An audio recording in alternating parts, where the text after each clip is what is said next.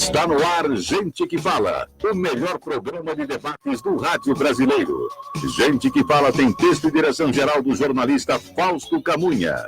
Gente que Fala reúne de segunda a sexta-feira formadores de opinião para discutir as principais notícias do dia.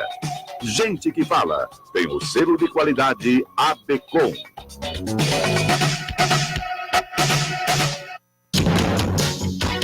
Olá, ouvinte do programa Gente que Fala, muito boa tarde para todo mundo, meio-dia e um sextou, né, minha gente? Sejam bem-vindos, eu sou o Mauro Friesman, nós estamos no ar na Rádio Trianon, AM 740 de São Paulo e Rádio Universal, AM 810 de Santos. Você nos vê pelas imagens aqui no estúdio da Rádio Trianon, nas redes sociais, no Facebook e também no Instagram. Eu te convido para curtir as nossas páginas, ouvir os nossos podcasts no Spotify e acessar o nosso blog, é o gentequefala.com.br. Participe fazendo perguntas aos nossos convidados, todos aqui presentes, pelos telefones 3289-3580 e 5052-5555. Eu apresento agora cada um dos nossos participantes, todos que compõem a nossa bancada de hoje. Aqui à minha esquerda você vê o José Carlos Freitas, empresário. Ele é sócio do Bar Mortadela Brasil e presidente da Renome, a Associação dos Permissionários do Mercado Municipal de São Paulo. Seja bem-vindo, José Carlos. Obrigado, boa tarde a todos. Bom programa também a todos. Obrigado pela presença. Também conosco você vê aqui à minha esquerda, Proteus Jank. Ele é escritor e mestre em tecnologia da informação. Proteus, seja bem-vindo. Saudações a todos da mesa e aos ouvintes. Pode aproximar o microfone para você, fica melhor. Se você não conseguir alcançar, puxa ele. Isso. Muito bom. Pulando para o lado de cá, aqui à minha direita, o ator José Sampaio. Ele está em cartaz em São Paulo com o espetáculo Rapte-me Agora. Deve haver vida inteligente em outra parada de ônibus. José Sampaio, seja bem-vindo. Obrigado, boa tarde a todos. E fechando a nossa bancada, o Clóvis Torres, ator, dramaturgo, em cartaz aqui na cidade com o espetáculo Me Dá Tua Mão. Seja bem-vindo, Clóvis. Muito obrigado, boa tarde, Mauro, boa tarde a todos os ouvintes, a todos os presentes. Vamos lá ao nosso primeiro tema do Gente que Fala de hoje. O ator e dramaturgo Clóvis Torres apresenta o solo Me Dá Tua Mão, de autoria própria, que é fruto de uma longa pesquisa sobre memória e envelhecimento. Nessa trama, um homem recebe diversas visitas em sua casa, enquanto escuta no quarto ao lado os pedidos insistentes da mulher, que pede para que ele lhe dê a mão. Utilizando acordeon e berrante, o ator apresenta uma narrativa que serve como um detonador de memórias da plateia. Clóvis, me diga uma coisa, essa pesquisa sobre memória e envelhecimento, você fez para que ela virasse uma peça de teatro ou acabou acontecendo isso? Na verdade, a memória é um assunto que eu estudo desde que eu comecei a trabalhar teatro, há uns 20 anos. Porque quando a gente já compõe um personagem, a gente estuda que ambiente é esse, o que esse personagem quer dizer, o que essa peça vem a dizer. E tem tudo a ver com a memória. E à medida que a gente vai envelhecendo também, eu tô com uma voz super mal hoje, reestrear espetáculo é bom, né, reestrear assim. E com esse tempo, né, esquenta, esfria. Então foi um assunto que sempre me chamou a atenção, porque a gente vai envelhecendo e parece que ele vai ficando repetitivo, e não é, porque cada vez que você conta uma história, você reinventa ela. A mania que a gente tem de achar que o velho é repetitivo é porque a gente não tem a paciência para ouvir. Porque quando você começa a ouvir os seus avós, por exemplo, a história é repetida, mas se você tiver paciência para ouvir um pouquinho mais, você vai ver que tem nuances diferenciadas a cada dia. É um pouquinho mais vitaminada. Um pouquinho mais vitaminada porque a gente tem necessidade de reinventar para continuar vivo e de revisitar. Porque se a gente esquece o passado, a gente não consegue nem seguir adiante. Então é um assunto que sempre me chamou muita atenção, tanto em termos de trabalho corporal, porque o corpo tem uma memória, tem uma história que a gente traz, mesmo quando a gente vai esquecendo com o passar do tempo, está guardado em algum lugar. As dores, as alegrias. A música é uma prova viva disso, né? Qualquer música que você canta, alguém vai responder sempre a partir da experiência que ele viveu quando ouviu aquela música. Vocês estavam falando sobre música agora há pouco. Uhum. Então, quando eu comecei a estudar um pouco mais a questão da memória, eu descobrindo que o ser humano é incrível, é maravilhoso, e a gente só tem que ter paciência, assim, tranquilidade para sentir. E a gente não consegue sentir se a gente não se escutar, se não se apoderar da própria memória, da própria história. Parece complexo, mas não é. Agora, quando você fala de memória no sentido daquilo que é passado, daquilo que a pessoa viveu,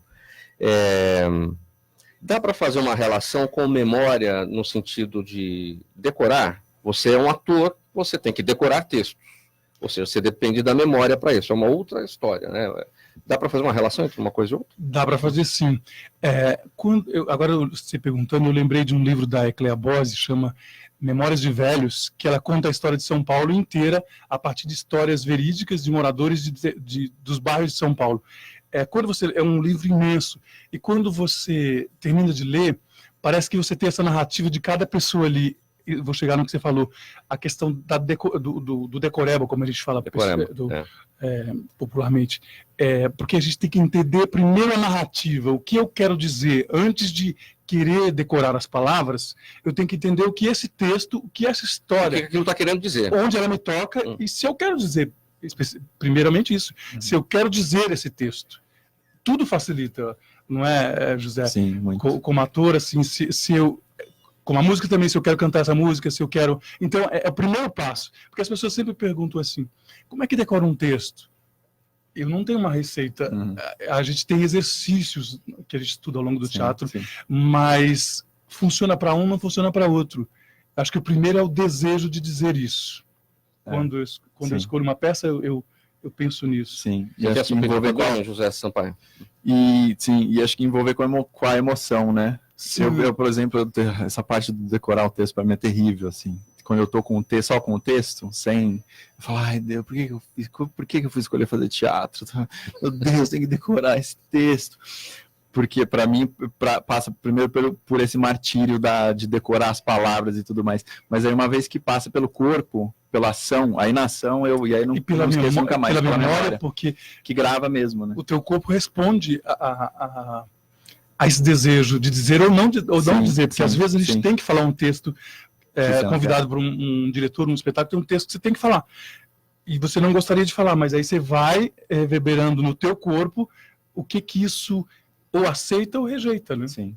Você tem que primeiro entender a intenção que tem que ser passada, senão você não decora. Eu perguntei isso porque na publicidade hoje é assim. Você tem que interpretar os textos. Não tem daquela coisa do locutor que fala grosso e vende um produto. Ou você interpreta, você passa a intenção daquilo, ou você não vende. Isso, exatamente. E tem muita emoção e ação nisso, né? Se você dissociar só o texto puro da sua emoção, ação, não é uma coisa que fica orgânica, né? Fica canastra, né? Fica demais. Fica cabotinho. Cabotinho, é que você... Aí você tá se matando de falar o texto, você fala, e a plateia não tá me ouvindo, porque você não está com a verdade, você está só dizendo um texto. Pode até ser bem dito, né? Sim. Agora, Clóvis, e esse título me dá sua mão, me dá tua mão, e esses pedidos insistentes da mulher, digamos, do protagonista aqui, né? Então, na verdade, o Me Dá Tua Mão, a mão é muito simbólica, né? Com a mão a gente faz tudo que... Na verdade, tudo que interessa na vida depende um pouco da relação que se estabelece com a mão, desde o cumprimento, né, com as pessoas. Quando eu comecei a escrever essa narrativa, eu queria que fosse uma história como um detonador da memória do público. Agora, você é um autor e ator também. Você é o... Sou ator e autor. Quem é o homem da trama aqui? Sou eu. Sim, o nome. Tudo eu. Como disse uma amiga minha, eu falei, um pouco. Mas dose de você. Um pouquinho. Aí eu chamei o Amir Haddad, que é um mestre do teatro, para me desconstruir, justamente porque eu estava achando que era muito eu. Assim, era a minha percepção sobre memória, sobre um pouco da minha história, um pouco das observações que eu fiz a partir das pesquisas nesse longo tempo. E o Amir veio com... O Amir é um mestre, é um mago do teatro. Ele chegou e ele foi me provocando, e tanto que ele não assina direção, ele assina desconstrução, que é ele fazer perguntas, por exemplo, o que você quer dizer com essa cena? Você acha que você está dizendo com verdade? Você está contando isso com verdade? E aí eu percebia que não. Então, assim, esse espetáculo ele é completamente desconstruído, não tem luz, o público chega, eu recebo o público, um por um da plateia, se tiver 8 ou 800, é o tempo de receber as pessoas como se fosse a minha casa, e depois eu vou contando a história olho no olho, e eu sei quando o espetáculo está funcionando, quando as pessoas estão grudadas em mim. Quando elas começam a se coçar, aí eu falei, tá faltando verdade. E eu também vou mudando um pouco o texto, já que eu sou o autor, de acordo com a plateia ser mais popular, ser uma plateia mais exigente. Isso é bem legal, né? A narrativa é a mesma, voltando ao início, porque assim, o importante é que eu conte uma história. Tem um improviso aí, né? Mas tem um improviso. Passando aqui para o nosso próximo assunto, a descoberta do outro, ruídos das relações familiares, dilemas sobre o futuro e outras questões que envolvem o mundo dos jovens é tema da peça Rapte-me Agora, Deve Haver Vida Inteligente em Outra Parada de Ônibus, que está em cartaz no Espaço das Artes do Sesc Santo Amaro. O espetáculo tem direção de Cíntia Falabella, dramaturgia de Ed Anderson e conta com a interpretação de atores como Michele Boesch. Eu tinha te perguntado antes de entrar no ar, né? E José Sampaio, que está aqui com a gente. Tem vida inteligente sempre na parada de ônibus vizinha ali? Assim esperamos. Assim esperamos. Tem muitos tipos de vidas, né, nas paradas de ônibus. E essa é uma provocação colocada no título da peça pelo Ed Anderson, que escreveu essa peça. E faz parte, tem muito a ver com o que a peça traz, né? Que ela traz dois jovens que se encontram num ponto de ônibus e orbita em torno desse encontro dos dois e também dos vários questionamentos que eles se fazem, assim, sobre a vida, sobre as coisas que dizem respeito a ele. Tem uma coisa que você falou da sua peça, que é muito interessante, que o Rapte-me também trata de memória. Porque, basicamente, a cena se passa num ponto de ônibus, onde a outra, que é a personagem da Michele, encontra a uma, que é a personagem da Michele, encontra o outro, que é o personagem que eu faço, e ela fala assim, você não se lembra de mim? A gente se encontrou, e a gente fez isso, fez aquilo, vai evocando todas as memórias. E o personagem que eu defendo, ele não se lembra de nada do que passou. Então tem esse meio dele duvidar dela, do que está acontecendo. Então, não lembrar também é uma proteção, né? Não lembrar uma proteção, e aí ele não sabe se está ficando louco, ou se está perdendo a memória, ou se teve alguma coisa, o que aconteceu, que ele não se lembra dessa relação toda. E junto disso tem todos esses questionamentos, né, da vida inteligente na parada de ônibus. Então tem esses dois aspectos únicos, né? E é uma peça que o Ed pensou para ser uma peça jovem, né? O Ed tem um trabalho bem legal, bem importante com os jovens, que é um público que às vezes fica um pouco preterido no teatro, né? Que a gente tem bastante o lance do teatro adulto e o teatro infantil. E isso é uma bandeira do Ed bem forte, assim. Aí a ideia primeira era ser dois adolescentes que se encontram nesse ponto de ônibus. Mas aí a gente entendeu também desse lance de identificação, que é impressionante como a gente lendo o texto, a gente também se identifica muito, embora não seja mais adolescente, já a gente passou um pouquinho já desse tempo, dessa época, será? E aí, de expandir um pouco, então a gente interpreta dois jovens, né, essa pós-adolescência, essa juventude tardia, que se encontram nesse ponto de ônibus e tratam de várias questões pertinentes a esse universo, mas também não só, né? A gente vai para o meio da temporada agora, nesse final de semana, e a gente tem recebido público diverso, assim, desde adolescentes até terceira idade, e tem sido muito legal a recepção dessas pessoas, porque são temas que eles podem pertencer bastante a uma geração, né, mas acho que eles são bem universais também, essa coisa do questionamento, de uma leve revolta também, que meu personagem tem bastante, né, uma revolta contra o status quo, e por que as coisas estão assim, evoca um pouco os jovens de hoje que trazem essa coisa mas vocês fizeram tudo isso no mundo e deixaram pra gente herança, isso que tá aí, sabe? Então é uma coisa que é uma temática bem jovem, mas também bem universal, né? Porque a gente eu acho que ele se coloca nesse lugar também. É que o teatro, quando é bom, eu sempre acho legal quando tem uma temática específica em um público direcionado, mas o teatro, quando é bom, é para todo mundo, né? Porque ele dialoga com todo mundo, e o Ed escreve também, né?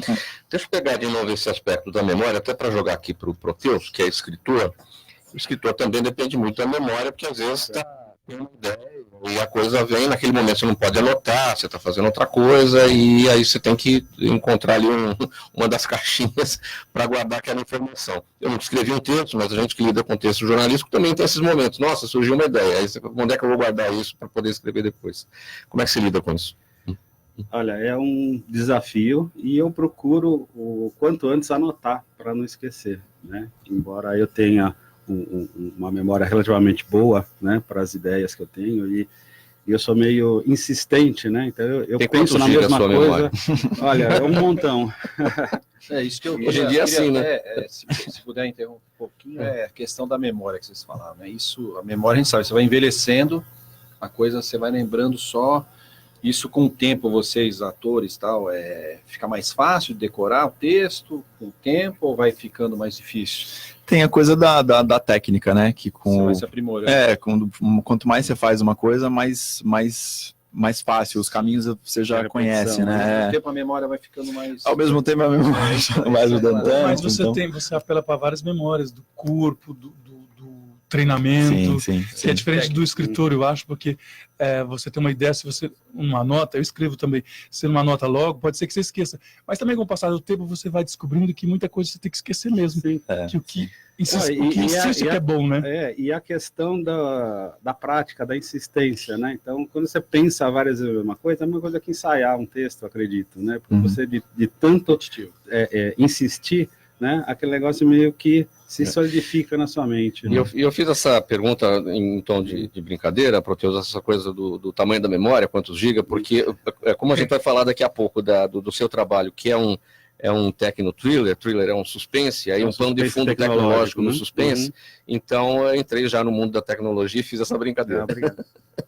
Mas então você procura anotar, mas se não anotar, já correu, você já esqueceu porque não anotou, e aí você já esqueci. Recorrer a alguma outra... É como acontece frequentemente com a gente num diálogo, a gente esquece alguma coisa, mas depois você continua e volta. Né? Então, se a ideia é original e vale a pena, ela volta. Ela volta. Agora, falando de memória na gastronomia. A gastronomia tem isso, né? Você sente um cheiro de alguma comida e aquilo te leva para algum lugar distante. E no caso da mortadela... com um pãozinho quente e um determinado refrigerante junto.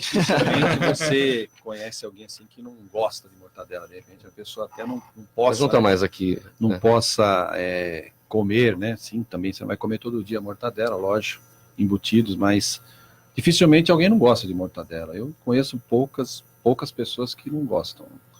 E é típico, né, de São Paulo, não só no mercado, lógico, o Mercadão é o local mais procurado para isso, acho que no mundo, né, com certeza, mas todo mundo gosta, acho que todo mundo aqui conhece o mercado. Fora a mortadela, o que em termos de memória mexe bastante com as pessoas? Lá no mercado? Não, da gastronomia em geral, você que lida com a gastronomia, na sua casa, por exemplo, o que para a família é importante, assim, do ponto de vista... Sim, eu sou de família portuguesa. Meus pais, eu sou brasileiro, com mais 3 irmãos, um já falecido. Meus pais, meu pai, primeiro que meu pai chamava-se, meu pai faleceu em 89, chama-se Leonardo, né? E minha mãe Virgínia. Então isso sempre ficou, a princípio, como portugueses, né? Esses nomes, normalmente português não tem esse nome, mas meu pai Leonardo, meu pai fazia janta, né? Meu pai sempre fazia janta. Então, com doces portugueses? Não, fios de ovos? Doces até poucos, né? Mas a parte salgada, bacalhau, algumas coisas assim, peixe, sardinha, essas coisas típicas, né? E assim, todo mundo em casa, desde pequeno, a gente sempre acompanhou isso. Então é um momento muito gostoso, né, de você estar com a família, você preparar a sua refeição, sua comida, não só a janta, mas almoço. Mas o que ficava mais para mim era a janta, né? Porque à noite, né? Meu pai muitas vezes fez essa refeição para a gente. Olha onde a memória te levou, já te levou para o seu pai. Nossa, duas palavras que... Mortadela e janta, não é? Te leva lá pro... Janta.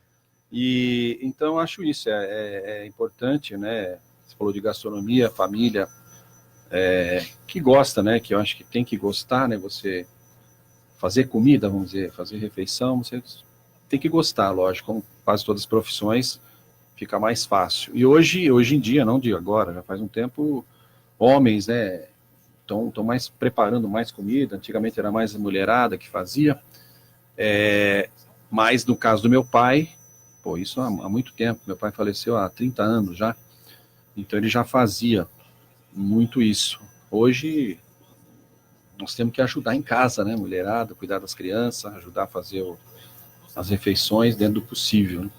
Então isso para mim é importante, né? Que fica marcante isso da gastronomia, não só isso, lógico, mas importante essa reunião à família e fazer as refeições.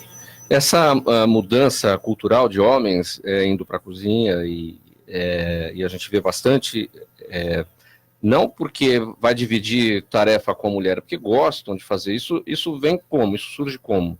É por conta justamente da divisão de tarefas que acabou levando a isso? Também interesse e divisão de tarefas, né? Mulher hoje a gente cobra mais a gente também, né? Hoje a gente é muito mais cobrado do que antigamente. Então eu acho legal você poder dividir, né? E tem muita mulher que diz assim, não, meu marido cozinha melhor do que eu. Ou você vai fazer outra coisa, você não gosta, não tem o dom de cozinhar, não são todos os homens que querem fazer o que gostam. Mas divide, você faz outra tarefa, você não lava a louça, você faz outra coisa, não tem problema. Para mim não vejo problema nenhum, eu faço qualquer coisa. Desde pequeno eu sempre fiz, desde lavar uma louça, arrumar a cozinha, qualquer coisa eu faço, sempre fiz. Até preparar o sanduíche de mortadela. Sim, preparar o sanduíche, aí ficou fácil, né? Ficou fácil. Bom, vamos seguir aqui com outro tema. O escritor Proteus Young, que está aqui com a gente, está lançando o livro Eclipses e a Pomba da Guerra. É uma narrativa ficcional do gênero suspense tecnológico, ou techno-thriller, que é um suspense com pano de fundo tecnológico. É um gênero pouco comum na literatura em língua portuguesa. A história se localiza num período contemporâneo recente e se insere no verdadeiro contexto socioeconômico político em que vivemos. Esse contexto tem a ver com golpes, fraudes tecnológicas, como é que é isso? É uma história que poderia estar acontecendo nesse momento, né? Porque ela tem uma verossimilhança muito grande, né? Isso é uma preocupação inicial, né? De fazer alguma coisa que soasse verdadeira, né? Então, não tem gente que voa, não tem gente com superpoderes, né? São pessoas normais que desenvolvem habilidades através de treinamento e de talento, obviamente, também, né? E que elas são recrutadas para agir em prol de clientes de uma consultoria transnacional, né, que tem dificuldade com o crime organizado, que é uma coisa que a gente vê também, né? Então são coisas muito atuais, uma coisa muito do nosso tempo, né, que é o crime organizado, é o crime virtual, né, é a proteção de dados, são os hackers, são as ameaças de cibersegurança, né? Então, esse é o pano de fundo, né? Só que, obviamente, né, acho que toda história, né, que se pretende boa, ela tem que se calcar nos personagens, né? Porque a gente vai, né, num teatro ou vai ler um livro, normalmente, para conhecer pessoas, né, fazendo coisas diferentes que a gente faz, né? Então, a trama é basicamente sobre personagens, né? Quer dizer, as dificuldades dele, né? Por mais notáveis que eles possam ser, né? Eles também têm as suas dificuldades, têm os seus dramas, né? Têm os seus traumas e estão inseridos no nosso meio, né? Então estão vivendo essa problemática hoje, que a gente não vê o limite, né? Da nossa privacidade, a gente voluntariamente se expõe, né? Nas redes sociais, né? E pouca gente está preocupada com isso, né? E a trama gira em torno desse contexto, mostrando a evolução desses três personagens ao longo do tempo. O livro tem um final feliz, ou seja, a gente consegue imaginar que nesse mundo tecnológico, com tudo isso que a gente não presta atenção e é perigoso, no final o livro mostra que há uma solução para isso, podemos ficar felizes, ou é um alerta mesmo? Não, ele tem um final feliz, mas a felicidade tem um preço, né? Quer dizer, a gente precisa, né, tomar certos cuidados, né? A gente não pode estar vivendo, né, de uma forma tão leve quanto a gente gostaria, né, porque a gente está exposto, né, tanto no mundo real quanto no mundo virtual, né, a malícia das pessoas, né? Então a gente hoje em dia, por exemplo, vivendo em São Paulo, né, muitas vezes você se questiona, devo comprar um carro melhor, né? Mas aí eu vou atrair quem, né? Esse carro vai atrair quem? Que problema ele traz para mim, né? Infelizmente a gente está vivendo isso, né? A gente tem que pensar naquilo que a gente quer possuir, quer expor, porque alguém pode querer tomar da gente, né? Então isso vem com um preço, né? Mas não é uma coisa desesperançosa. Ao contrário, né? Tudo tem jeito, né? A gente tem que simplesmente aprender a conviver com isso. Exemplos práticos, Proteus, daquilo que a gente faz errado no mundo tecnológico virtual e que tem que abrir o olho. Eu acho que as pessoas, normalmente, elas são descuidadas, mas não no mau sentido, elas são descuidadas porque elas creem que ninguém quer fazer mal a elas, né? Então ela se expõe, ela coloca foto na mídia social, ela está dizendo onde ela está, onde ela foi, com quem que ela se relaciona, né? Então isso é o subsídio, né, para as pessoas que querem, né, cometer algum crime, algum ato contra essas pessoas, né, para que elas possam, né, planejar a sua forma de ataque, né? Então a gente tem golpes pelo WhatsApp, né, que a pessoa rouba, né, o número da outra pessoa e sai pedir dinheiro para os amigos, né? Quer dizer, ela está se fazendo passar por alguém que ela não é, né, e explorando a fé das pessoas de que elas estão falando com a pessoa que aparenta ser, né? Então esse é um tipo de golpe, né? Então quando você faz um anúncio na internet para vender um carro, uma moto, né, o pessoal já inventou um jeito de ligar para o comprador e falar, olha, eu vou te passar um código de confirmação, você diz para mim o que quer, e na verdade ele está acessando a conta bancária do outro que está pedindo a senha, né? E o cara passa, né, pensando que está falando com o site que vai vender o carro dele, mas ele está dando a senha para o cara que está fazendo uma coisa errada contra ele. E nós não temos tecnologia para se prevenir disso. Não, a nossa muito prevenção novo. é olho aberto. Né? E tem sido muito mais comum do que a gente pensa, né? Muito Os últimos 2 meses eu conheço uns 8 casos de golpes desses pelo WhatsApp, e pessoas muito bem instruídas do mundo teatral caíram nesses golpes e transferiram dinheiro para a conta do bandido, achando que era o amigo ator que estava passando por dificuldades na madrugada e tal, passa a conta do outro dia, descobre que não é.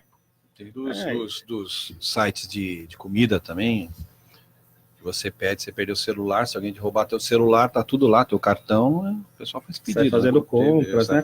Mas eu acho que isso também é um desleixo até certo ponto, mas tem uma característica psicológica, né, que as pessoas de bem, né, elas não estão pensando em dar nó em alguém, não estão pensando em dar golpe em alguém. Então é um negócio que normalmente não passa na minha cabeça, não passa na sua cabeça, não passa na cabeça de ninguém, exceto dos criminosos, né? Que eles, ao contrário, eles passam a vida maquinando a ferramenta. Mas eles são muito bons nessa estratégia, né? Porque eu mesmo quase caí uma vez, e olha que você não duvida, é tudo tão bem arquitetado, o estudo do personagem é tão bem feito, que você fala, não, fulano estava mesmo com essa dificuldade.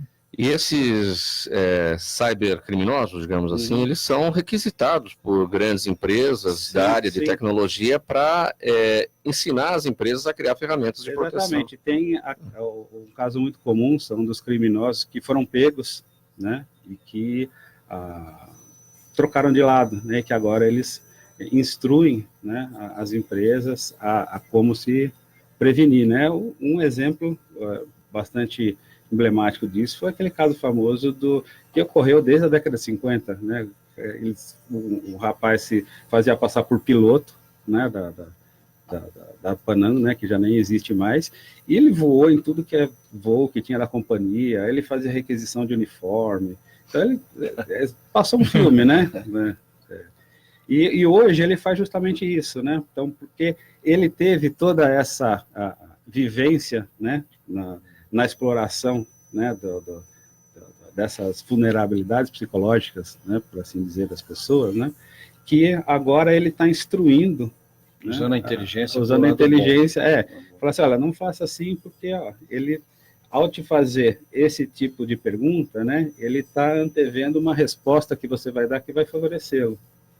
E tem aquelas situações básicas do dia a dia, né, Proteus, das quais a gente não consegue fugir. Por exemplo, por quantas câmeras nós passamos hoje, desde que saímos de casa até a gente chegar aqui na rádio, né? Então, estamos sendo observados, o celular está nos rastreando com o localizador, e não dá para fugir disso, né? Não dá para fugir disso. Se você quiser... É o grande irmão, né? É o grande irmão, e muitas vezes nós estamos dando isso de graça, né? A gente não está nem consciente de que a gente está oferecendo todas essas informações, né? Então, você vai fazer uma busca no Google, ele está mapeando tudo isso aí, ele sabe mais de você do que você mesmo. Né? Tá. E a questão dos e-mails, você recebe, até ouvi já um tempo atrás, que todos nós aqui, aqueles e-mails que você recebe, todo mundo já sabe, boleto, não sei se... Isso, eu li que eles disparam 5 milhões de e-mails, quer dizer, nesse universo, sempre tem alguém que vai lá e clica, né? Por pior que seja, por mais que fale, tudo, sempre tem alguém que... aquilo que está dando certo, né? Ele perdura, né? Então, é uma coisa que uma piada velha, né? Para quem nunca ouviu, ela continua engraçada.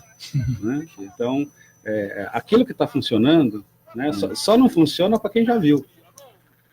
Então, quem não caiu, né? Quem não caiu. As mentiras mais contadas também são sempre as mesmas, o público é que muda, né? Agora, Proteus, eu estou aqui com a sua obra em mãos, Eclipses e a Pomba da Guerra. O que quer dizer esse título? Eclipses, na verdade, é o nome da equipe que ela faz parte, e a Pomba da Guerra é uma alcunha, né, da protagonista, né, que é uma mulher, né? Então, tem 3 protagonistas no livro, 2 mulheres e um homem, né, que fazem parte dessa equipe chamada Eclipses, né, que ela trabalha para as empresas que foram vítimas, né, de algum ataque ou de algum roubo, né? E uma coisa que está começando a acontecer, né, bastante, é que o crime real está entrando no virtual, né? Porque antigamente o crime virtual era coisa de adolescente, não tinha o que fazer, então ele invadia um site, né? Tirava do ar uma página, né? Hoje não, né? Hoje você tem o crime organizado, que aliás, como a gente estava até falando, ele está muito especializado, então você consegue recrutar especialistas como você contrata engenheiros ou técnicos para construir uma ponte, né? Então você recruta esses criminosos, né, especializados, e eles, né, alguma hora, né, se o crime não se origina no mundo real, né, alguma hora ele vai vir para o mundo real, porque isso tudo se transforma em dinheiro, né, e dinheiro, se você não trouxer ele, né, para o mundo real, né, para você lavar ele, você não consegue gastar. Bom, o criminoso, evidentemente, não respeita a lei, então, se formos falar dessa nova lei de proteção de dados, isso não muda nada para esse aspecto. Isso, na verdade, muda, porque exige que as empresas que são depositárias, né, dos dados de seus clientes, principalmente, né, que elas tenham uma gestão de segurança em cima dessas informações. Né? Então, quando o consumidor, quando o cliente fornecer informação para uma empresa, né, a empresa ela precisa, né, tomar determinadas medidas para garantir o sigilo dessa informação, para evitar que essa informação vaze, que essa informação seja roubada. Então, a intenção da lei é que os dados estejam melhor protegidos do que estão hoje. Então, para o consumidor, principalmente no trato com empresas grandes, né, vai possivelmente ter uma melhoria, né, mas como a adoção é lenta, né, e também porque os criminosos estão sempre se superando, né, os criminosos estão na frente, né? Você tem seus dados próprios áreas do governo mesmo, Sim. INSS. Quem se aposenta, no outro dia você está recebendo várias ligações. Já querem te prestar dinheiro. Primeiro né? Aprender a proteger os nossos dados é o próprio poder público. Isso né? vale para o poder público, exatamente, porque esse é o grande exemplo, né, do descaso com que é tratado, né, porque a privacidade dos dados. O cara te liga no teu celular. Não é nem no teu telefone. Mas me parece que o problema agora é como a gente aprender a lidar com a demanda externa dos criminosos, porque os nossos dados estão em todos os lugares. Imagem, tudo, não tem muito como você se proteger disso. Eu sempre penso, a questão é como a gente se blindar para não cair nesses golpes, né, de toda a ordem, porque eles se superam, eles são muito bons, a gente tem que admitir. E a gente, como boa fé, tem que estar ligado que não pode cair na primeira solicitação, no primeiro... A gente precisa de algumas confirmações antes de agir de imediato.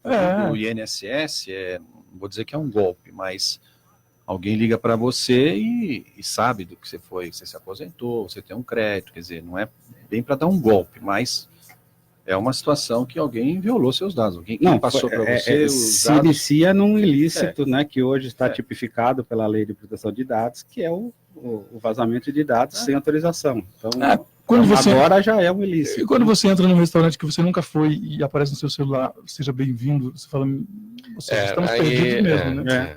Mas isso é um negócio que não tem como voltar, né? Eu acho. E tem um negócio do Big Data, que hoje é super discutido, né? Que tem a ver com isso. É um cruzamento de informação absoluta sobre você, desde dados pessoais que a gente mesmo fornece, ou que nem você colocou. Hoje em dia também é complexo discutir isso. Quando a exposição vira um ativo, no sentido de eu preciso me mostrar, né? Preciso me expor em rede social, alguma coisa assim. Expor no melhor sentido, né? De mostrar que você está fazendo alguma coisa, enfim.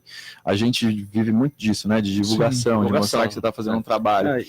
Então, essa fronteira entre exposição e divulgação e colocar a sua vida é complexa. Isso é irreversível, mas a gente vai ter que aprender a lidar com isso e o legislador ele vai entrar também à medida que as coisas vão ganhando massa crítica, né? E só uma palavra final para todo mundo, que é um pensamento conhecido já, a respeito de tudo que a gente vê na internet, em celular, né? Que se vende como grátis, né? Então, na verdade, a ideia que tem por trás disso é que se você está usando alguma coisa que é grátis, na verdade, a mercadoria é você. Sim. Né? É você que está sendo vendido, né? Pela empresa que ou você está compactuando de alguma maneira. Exatamente. Hoje em dia a maior mercadoria são as nossas informações mesmo. Porque não tem ônibus de graça, falta usando de graça aqui, que eles estão ganhando com quem? Com você mesmo. Juro zero também. Juro zero. Aí é uma coisa, só para finalizar, que hoje em dia, que você citou do Big Data, está sendo usado para influenciar a eleição. Né? Exatamente. Um presidente em outro país foi eleito. Né? Um documentário ótimo sobre isso, né? Sim. É um perigo. Fala, Proteus. Tá bom.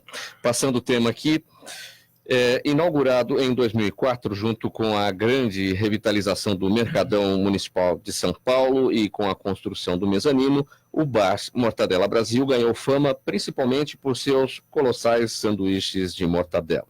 Mas é também o segundo bar que mais vende chopp no centro de São Paulo. O sucesso se deve à qualidade da cozinha, mas também ao sucesso do mercado municipal, que se firma cada vez mais como um dos principais pontos turísticos aqui da capital. José Carlos, quando chega assim um momento deste, eu falo que já não é mais gente que fala, é gente que come. O programa muda de nome. Mas voltando ao assunto da mortadela, bom, enfim, de 2004 para cá já são 16 anos. O que aconteceu?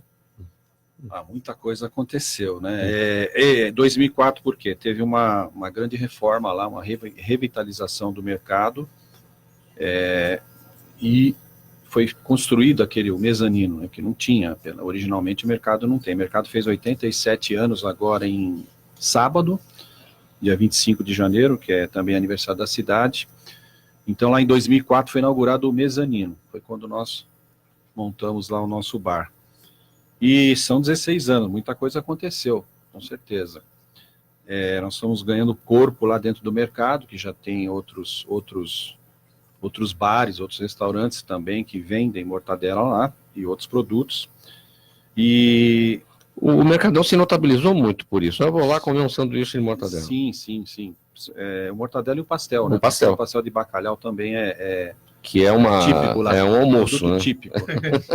E que a gente enfrenta filas quilométricas. Esse é o diferencial. Realmente, às vezes, as pessoas não conseguem comer pelo tamanho, mas você pode dividir. Você pega um pedaço de um sanduíche. Divide em 50. Metade de um pastel. Então, Da família toda. aí você aproveita e já experimenta mais um lanche, vamos dizer, né? E voltando à história, então a gente passou 16 anos melhorando a cada dia, né? Com reformas, fizemos agora uma grande reforma há um ano e pouco atrás, o ano passado, em outubro, fez um ano. Então a gente está sempre procurando melhorar, porque apesar lá de ter uma visitação muito grande de turistas de todos os lugares, não só de São Paulo, do Brasil e do mundo, mas os clientes percebem, né?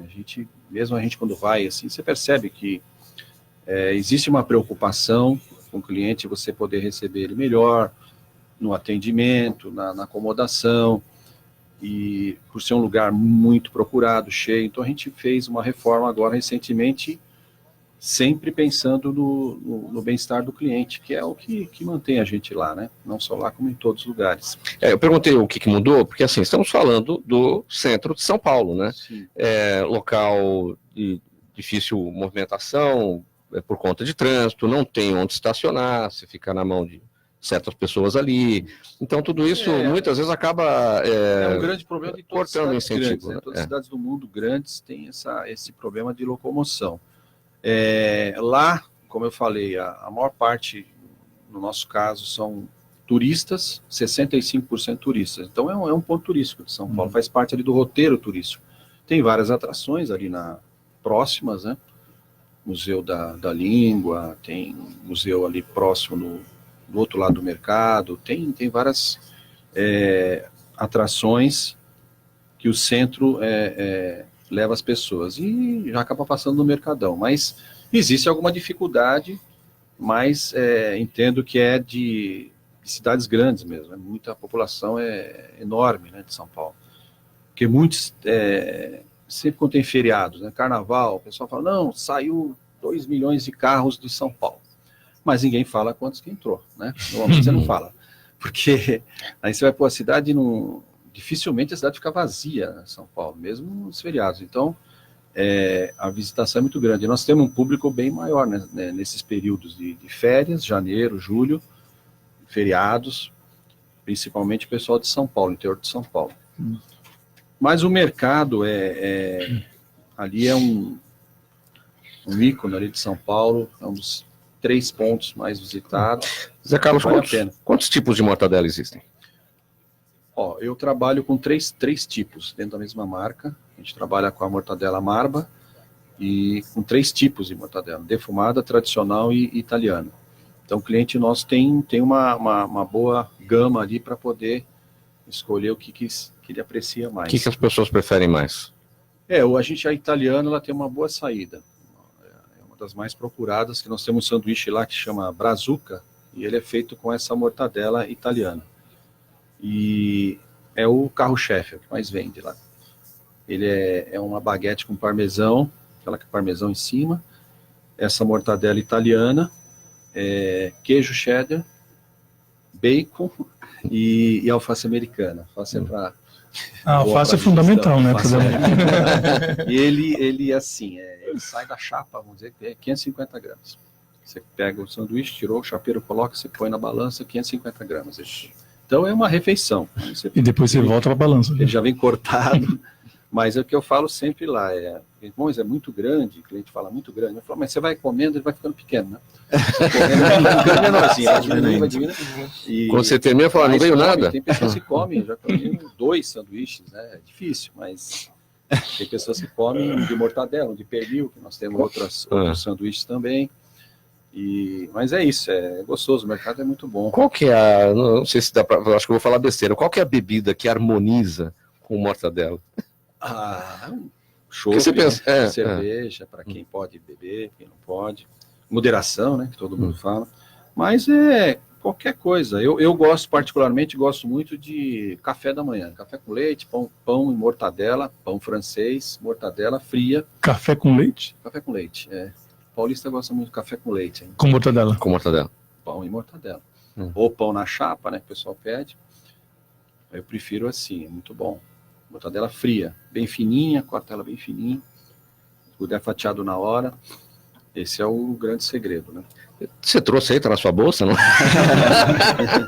Tá sentindo o cheiro já? Não tem cheiro, mas de repente ele tem um jeito de esconder o cheiro da mortadela. Gente, vamos passar rapidinho por um outro tema aqui. Tem perguntas do público também. Eu não vou ler, só vou dar o enunciado aqui. Gente, Regina Duarte na Secretaria Especial de Cultura. Clóvis, o que você acha? Desejo boa sorte a Regina Duarte. Ela tem uma missão difícil de Uma missão unir a quase classe impossível, artística e as ideias do presidente. quase impossível, e num governo que não tem priorizado muito a cultura para ser fofo, né?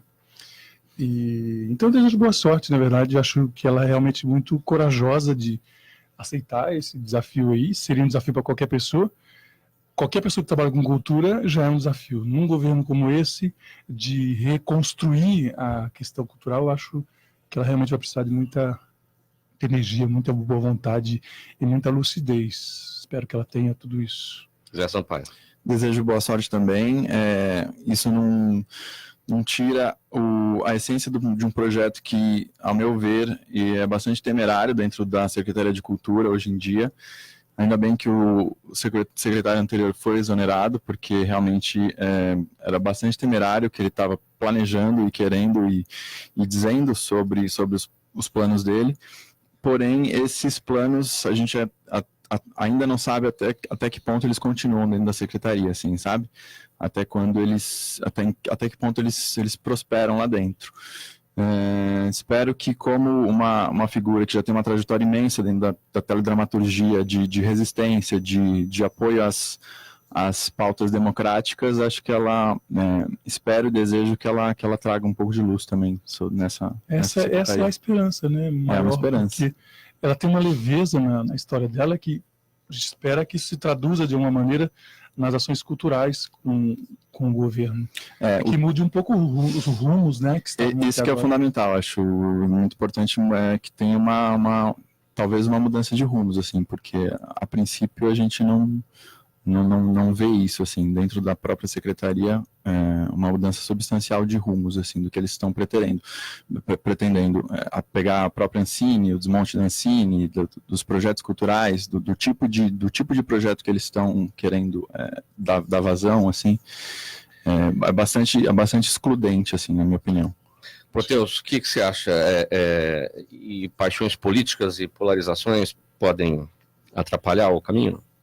Certamente, e todo mundo está desejando boa sorte para ela, eu também desejo, porque ela vai precisar muito, né? Porque ela está num lugar que não é fácil, né? Então, é um ninho de discórdias, né? E realmente a situação da cultura é uma coisa preocupante, né? Então, a gente vai passar por maus bocados, e eu acho que ela não deveria comprometer a biografia dela, né, toda essa trajetória que ela fez, né, numa empreitada como essa, que, na minha opinião, grandes são as chances de darem errado, né, mas boa sorte a ela. Nós torçamos para que dê certo. Zé Carlos. Bom, eu também desejo boa sorte à Regina, espero que realmente ela tenha autonomia para poder montar uma equipe, porque sozinho ninguém faz nada, com certeza. A equipe vai ser importante e que o presidente respeite essa, como ele fala, carta branca para a nova secretária, depois dessa mudança que foi radical, né, do último secretário para a Regina Duarte, uma mudança bem significativa. E a história dela, vocês, atores, todos nós sabemos que ela possa realmente poder implementar as ideias e que dê certo, com certeza, uma secretaria tão importante e tenha orçamento e verba também para poder implementar, porque muitas vezes você tem as ideias, mas não tem orçamento, não tem sai dinheiro, do papel, né? Então fica difícil também, né? Muitas vezes, quando você está lá, você senta na cadeira, a coisa muda, né? Nem sempre é o que a gente imagina. Então, desejo muito boa sorte para ela, que dê certo. Não vai ser fácil. Pessoal, perguntas do público do Gente que Fala. Zé Sampaio. Jaime do Jardim Bonfilholi quer saber por que não há um maior número de teatros nos shoppings de São Paulo, como ocorre no Rio de Janeiro? Boa pergunta. Eu acho que na verdade, pegando assim de cabeça, tem bastante, dentro do shopping tem muito teatro, assim, pelo menos os principais, eles costumam ter uma programação, sim, eles são bem grandes, assim, eles recebem espetáculos musicais, espetáculos bem grandes, assim, pegar o Bourbon, que vem de cabeça, o Frei Caneca também, que tem uma programação intensa, Genópolis, eu acho que tem sim, na verdade. Existe uma lei, inclusive, né, que dentro de 2 anos ou 3, todos os shoppings de São Paulo terão a obrigação de disponibilizar um teatro. Agora, se vão cumprir, já é outra... Assim, eu não sei com relação à obrigatoriedade, assim, impor alguma coisa, realmente não... Pelo que eu saiba, de fato já existem muitos teatros dentro de shoppings e tudo mais, são estruturas muito, muito boas, assim. E também São Paulo é uma cidade que tem muito teatro também, para além dos shopping centers. Tem teatro na rua, né? Tem teatro na rua, de boa qualidade, os do Sesc, a gente está agora em temporada também no Sesc, a preços populares, então, que são estruturas muito boas dentro de uma realidade do Brasil e São Paulo, assim, são estruturas maravilhosas, assim, que a gente tem dentro do sistema Sesc. E costumam ser mais baratos, né, inclusive Sesc. Muito mais baratos, populares. Clóvis, a Marina de Vila Madalena pergunta quanto da sua vida pessoal foi transferido para o enredo de Me Dá Tua Mão, especialmente quanto à questão da ausência. Eu acho que eu estou inteiro em cena, então eu não saberia dizer. Eu acho que em alguns momentos muito da minha história está em cena. Eu estou sempre... Esse espetáculo, eu acho que eu estou em cena o tempo inteiro. A gente trabalha com a verdade das emoções e passa por tudo. Eu conto a história de uma família inteira, então assim, eu me coloco às vezes como filho, como pai que não sou, mas dentro da história. Eu trago todas as memórias e esse contato com o público. As pessoas vão reconstruindo as suas próprias memórias também, então eu acho que eu estou inteiro ali, não tem como, não é um personagem no sentido de um teatro mais convencional e aristotélico nesse sentido, uma narrativa, eu estou contando uma história que desperta, a minha memória desperta a memória de quem está ouvindo, então acho que eu estou inteiro. Zé Carlos, o Carlos de Santa Cecília pergunta por que até agora, apesar das reivindicações todas, o horário do Mercadão não é ampliado. O projeto original, como eu falei, teve a reforma em 2004, tinha um projeto para 24 horas do mercado. Não foi possível a implementação, houve restrição de verba na época, tinha estacionamento subterrâneo, uma série de providências que não aconteceram. Acredito que deva acontecer ainda, não posso dizer um tempo, mas com certeza São Paulo precisa mais lugares 24 horas, e o mercado com certeza futuramente vai ser. Existem algumas restrições de verba na prefeitura que dificultam, né? Mas com certeza vai chegar lá, vai chegar o projeto, vai chegar lá. Proteus, o Jorge de Osasco pergunta a sua avaliação sobre o atual nível dos filmes de suspense. A minha opinião bastante particular é que a gente se expôs tanto, né, a tramas de cinema, e que os filmes estão ficando um pouco previsíveis, né? Então, eu sento para ver uma série nova, né, no Netflix ou na Amazon, né, e às vezes você começa a ver, você fala, esses elementos não foram colocados casualmente, né? Então, na minha opinião, as tramas estão um pouco previsíveis, ela está te surpreendendo um pouco, né? A não ser que você esteja muito relaxado, né? Comendo pipoca, né? E vai assistir com outro espírito, né? Mas normalmente eu sou bastante atento e eu vejo que, apesar de serem tramas elaboradas, serem tramas coerentes, né? Que é uma grande virtude, né? Não deixar a ponta solta, né? Mas elas estão muito previsíveis, porque nenhum elemento em cena é gratuito, né? Então, se o cara ele coloca um copo em cima da mesa, ele é mais do que um copo em cima da mesa, né? Então, eu tenho reparado isso e, para mim, eu acho que a gente podia ter um pouco mais de surpresa, né? Nas séries, nos filmes. O livro Eclipses e a Pomba da Guerra é só livro físico? Tem e-book também? Tem e-book também, né? Então, ele está à venda no site da editora, tanto impresso quanto em e-book, né? Em e-book custa metade do preço, né? E está sendo vendido em outras livrarias online, tá na Amazon, está na Livraria Cultura, né? Fisicamente não está ainda, mas online já está. Aproveitando que você está com a palavra, sua despedida, os seus canais, enfim. Amaro, agradeço a oportunidade de estar aqui conversando com tantas pessoas legais, agradáveis, e muito obrigado, sucesso a todos. Sua palavra final, Zé Carlos, seus canais. Agradeço também, Mauro, o te acham. convite. As pessoas na mesa aqui, foi muito legal esse bate-papo. E convidar todos para, quem não conhece ainda, né? Por incrível que pareça, em São Paulo, pessoas que não conhecem o Mercadão, centro da cidade, tem alguma certa dificuldade, mas é muito bom, vale a pena conhecer. Não só conhecer o Mortadela, sanduíche de Mortadela, Mortadela Brasil, o mercado tem uma gama muito grande lá, tudo você pode encontrar no mercado, desde um tempero, um peixe, uma carne diferente, uma carne exótica, e representa muito por São Paulo o mercado. Espero que melhore sempre, né? Todos nós merecemos. Zé Sampaio, sua palavra final, sua despedida, a ficha técnica da sua peça, onde está, os horários. Muito obrigado pela participação aqui, pela mesa toda. Rapte-me agora, estamos em cartaz no Sesc Santo Amaro. Vamos para a terceira semana, no meio da temporada, então tem essa semana e mais 2. Sexta, sábado e domingo. Sextas às 9 horas, sábado às 8 horas e domingo às 6 horas. Então todo mundo convidado, compareçam, um texto muito bom do Ed Anderson, eu e a Michelle Boesch em cena, somos só 2 em cena, mas nossa equipe é muito grande, muita gente muito boa que participou, direção da Cíntia Falabella, produção do Heitor, do Ricardo, muita gente muito boa envolvida nessa peça, então compareçam, vão ao teatro, pessoal. Clóvis Torres, sua despedida e a ficha técnica de Me Dá Tua Mão.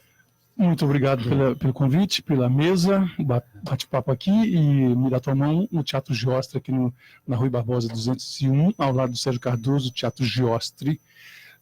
Eu costumo dizer, venham se emocionar e lembrar da própria história. Um Clóvis Torres desconstruído por Amir Haddad. Parece uma equipe pequena, mas tem tanta gente quando a peça começa, e é isso aí. Sextas-feiras, durante o mês de fevereiro, em agosto vou para Portugal. Se alguém for para Portugal, vai lá me ver também. Pessoal, muito obrigado pela presença de todos, em nome da equipe do programa Gente que Fala, o ator e dramaturgo Clóvis Torres, o escritor mestre em tecnologia Proteus Young, o ator José Sampaio e o empresário José Carlos Freitas, sócio do Bar Mortadela Brasil e presidente da Renome. Na mesa de som, o Fabiano Souza, na gerência técnica da Rádio Trianon, Sérgio Souza, apresentação minha, Mauro Friesman, pauta e redação Pedro Schiavon, diretora de produção Zenilda Salvato, direção-geral do jornalista Fausto Camunha. Do outro lado, Gente que Fala, você ouvinte, a razão da nossa presença aqui todos os dias. Muito obrigado pela audiência, bom final de semana para todo mundo, com muita cultura, leitura, teatro, gastronomia. Bom final de semana, tchau, até amanhã. Até amanhã, não, até segunda.